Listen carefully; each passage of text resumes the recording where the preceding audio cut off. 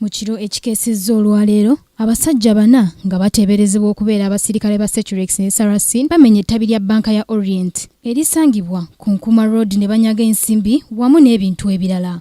Okusinziira ku mwogezi wa poliisi mu Kampala n'emiriraano Emilian Kayima, abasajja bano babadde balina obuvunaanyizibwa ku by'okukuuma banka eno nga n'olwekyo balina okunnyonnyola. Abakuumi bano olw'okuba badde balabikanga abatamanyi kyabaddewo ate nga be bakuumi bonna tubakutte tubabuuza akana n'akataano batubuulire.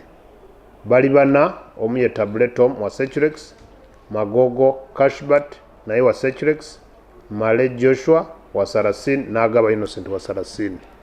Farm 2 abantu bye bakola balinga abatabimanyi. Poliisi egamba nti banka zino bwe bazibba zisalawo okusirika olw'okutya okufiirwa abantu abaterekamu ensimbi, ekintu ekiremesezza okunoonyereza. Wano wagambidde nti bano balina okufuna abakugu mu by'obukuumi balema okufuna obuzibu nga buno. Abakola mu mabanka nga gano, mu bibanda bya ssente, babeere beegendereza bafune abakuumi abalina obwesigwa n'obwesimbu, bafune ebyuma bino ebya CCTV era bibe nga bikola kubanga biyambako okulaba ani yakoze eki, yakikoze ddi, yakikoze naani. Abasirikale abakwate kati bakuumira ku poliisi ya CPS wano mu Kampala nga bambega ba poliisi abakugu mu by'ebifaananyi bwe beetegereza obutambi obwakwatiddwa kamera za mulengera. Ku Kingdom TV amalindirire, eggulire lino likusakiddwa Jonita Mbabazi ne Eka Ronald.